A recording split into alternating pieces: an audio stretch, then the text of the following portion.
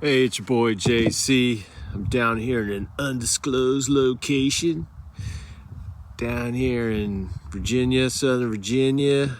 I was hunting this morning. But anyway, this is episode 70 of the Dream10X podcast. And this afternoon, talking a little bit about the book Enduring Seeds. This book right here by Gary Paul Nabhan.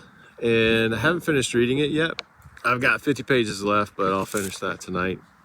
But I'm down here hunting, hunting, if you call it hunting. I'm sitting in a blind waiting for some deer to pop out, and they just invariably never do. And I think to myself, I'd probably be a better farmer than a hunter. And ironically, I'm reading this book, Enduring Seeds, at the same time I'm contemplating becoming a farmer and learning about how important it is for humans to plant seeds. Actually, when humans plant seeds, we help improve the vitality and dynamic nature of the DNA of seeds, and as humanity has cultivated plants and beans and different types of corns and all that good stuff throughout the world and Northern America, and passed seeds down from generation to generation. The plants have gotten hardier and more durable. Another interesting thing that I pulled out of this book is that, let's see if I can. I got all the pages with my fingers in them right now that were interesting. Is that extreme weather conditions can lead to what's the word? More dynamic. More heterogeneous types of plants. Extreme weather. Let me just read it because it summarizes better than I can say it. Blah, blah, blah. In some ways, more complex because of extreme weather changes and the variability in rainfall, which make for greater variety of small habitats. So basically, it's saying that you get these kind of microclimates or small habitats because of extreme weather that leads to greater speciation of plants. And speciation of species, when you get little small changes of species, they become more resilient to things like disease and predators and stuff like that. So when you have like a monoculture or a big plantation of a type of plant that's all the same, pretty much the same genetic makeup, those monoculture crops are more susceptible to disease and things that might glob onto that particular type of plant and wipe it out. Whereas if you had a more heterogeneous type of crops, even within the same type of species of thing that you're planting. So you could plant like corn and beans, like the Three Sisters, right? I forget what that is. That's squash and corn and some other plant that the Indians used to plant together, creating a heterogeneous type of crop. And the three of those kind of had a symbiotic relationship as you grew them. You had a good output. They produced a lot. Whereas when you plant the same kind of crop, whether it's like acres and acres and acres of corn, then your output could potentially not be as great had you planted acres and acres of corn with other types of vegetables or fruits. Even like if you mixed it up, like sometimes you could plant corn amongst other types of crops. Like I don't know what I'm talking about, other than if you mix the crops up as you grow them, it's more of a heterogeneous environment, and thus they are more susceptible to produce more and to survive better. I said that horribly, but I think that's the gist of the idea. Another thing that I pulled out here I thought was cool was one of the earliest peoples in America and in North America were called the Clovis hunters. We don't know if they were the very first natives here in North America, but they were among the earliest. And they were basically hunter-gatherers, and they came into North America through the Bering Strait. And once they got into, they came over they were Beringian folk who flourished within the Arctic refugia of eastern Siberia during the last ice age. They had become extremely successful large animal hunters. Large animal hunters. I imagine that to be even larger than deer. And that's really crazy. Can you imagine people without gunpowder or guns or grenades or tanks or whatever, hunting probably larger than buffalo, maybe even like not saber-toothed tigers. What are those big woolly mammoths? Can you imagine hunting woolly mammoths with tools and implements that you've made yourself? You had to learn to make these things as a youth growing up, and you hunted this stuff. It's amazing. It just really captured my imagination just reading this one paragraph. They had become extremely successful large animal hunters by the time they crossed the Bering Straits into North America. As the Beringians reached the southern tail of an ice-free corridor, can you imagine living at that time at the end of an ice age, being a badass hunter? I can't imagine. It would be so cool. I would love to go to that time just to experience it. The corridor near the present site of Edmonton, Alberta, they entered a land full of large game that had never known a human predator of their kind before. So maybe that was kind of easy to start out with because they didn't know, the animals weren't used to what man was about to impose upon them. The opportunity was unique. As prehistorian Francois Borde put it, there can be no repetition of this until man lands on a hospitable planet belonging to another star. The first man ever to hunt these types of beasts in North America. And to accomplish that, that must be like the first man to create fire. Like, wow, what an amazing thing that must have been. Anyway, I thought just those two paragraphs, I really just sat and like daydreamed. What would it be like to be there at that time? Like, even hunting now with all the implements you can buy at Walmart and Best Buy and whatever, like Bass Pro Shop, Amazon, I still can't get a deer.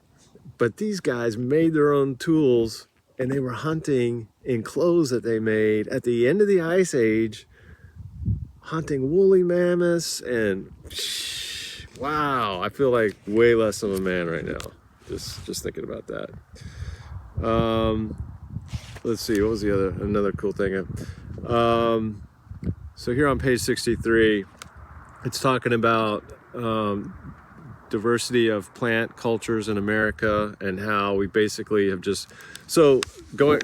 going back to these hunters when they came in, they were so successful, these people, that they actually created the first extinctions of animals way back then, before we were really even getting started with anything in America. These native peoples were so successful at hunting, they started wiping out certain species.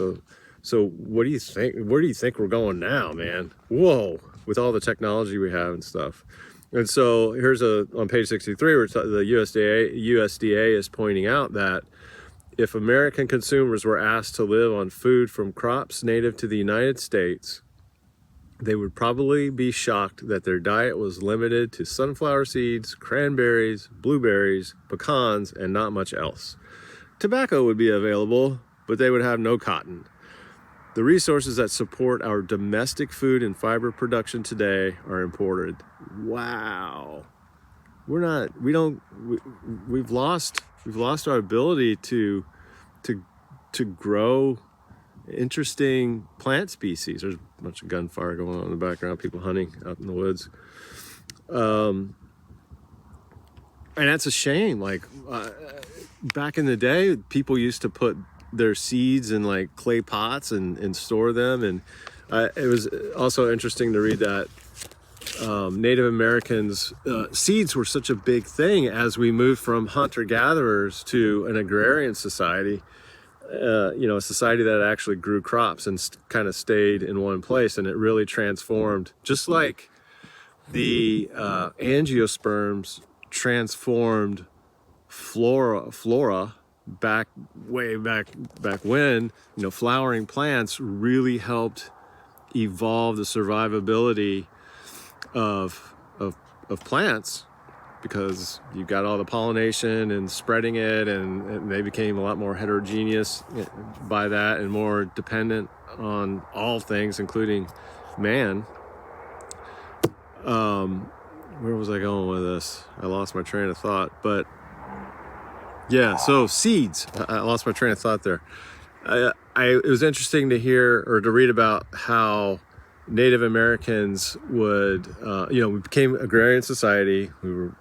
We lived and died by the seasons and knowing when the seasons were going to change, when spring was coming, when it was going to get warm, all that kind of thing. And so that helped us know when to plant our crops and when to sow and all that good stuff. And so seeds became very important, and Native Americans would pass those seeds down from generation to generation. And as people would share seeds, the species would evolve based on locale in which they were shared and grown in, and that the act of planting them ensured the survival of the seed species, because if you don't plant them, they stuff happens to them and they can't grow anymore. Insects get at them, or they lose that whatever, they degrade or whatever, and they don't grow anymore. So by planting the seeds every year, and a plant grows up, you get more seeds, that seed survives, and you pass it on from generation to generation. And some of them will last a while, and depending on how you store it. And sometimes they put the seeds in gourds. They would store them in gourds with a special top on them to kind of seal the inside of the gourd, and that would help preserve the seed. Also, hunting animals, I forget the type of animal that lived underground, muskrats or squirrels or something, they would find caches of seeds. I didn't know that certain animals would store caches of seeds underground, and that was like the double points award when you were hunting an animal that was underground and you found it, and you found the seed cache. So that way you got to eat the animal and you got the seed cache for something that you could plant in the next season. So they would dig these things up and run into seed. I thought that was cool. Like sometimes you would just pull up caches of seeds that animals had put under there for you. So that was cool, just to think about how important seeds still are. We get our food from the grocery store, so we're losing sight of all of that, where the food comes from and how to grow it and how to hunt it. That's one of the reasons I come down here, and I haven't gotten a deer. I see them every now and then, and there's footprints everywhere, but it's the repetitions, right? It's putting in the reps, trying to do the practice. Maybe I'll get lucky one day, but just practicing finding my own food. I want to start growing food too down here. I want to learn how to grow plants. I feel like that's in my blood. My great-grandfather on my mom's side was a farmer, and he told my grandfather, when you grow up, you have two options. You can either be a doctor or you can be a lawyer.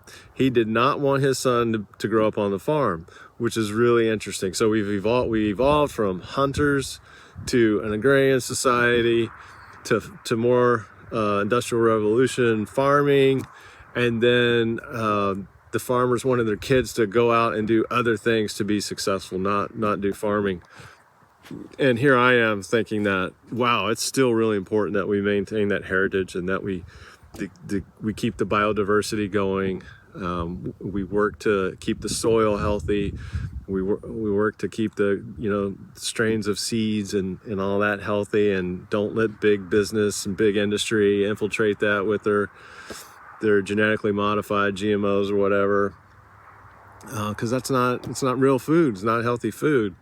And we need to learn to take care of ourselves in that regard to some extent, to help partition ourselves from all the big business stuff that's going on. That, you know, if you don't do something for yourself, you're going to be relying on that. Anyway, two other things I pulled out of this book that I thought was cool. He talked about being on the San Marcos River in Texas looking for a certain type of rice.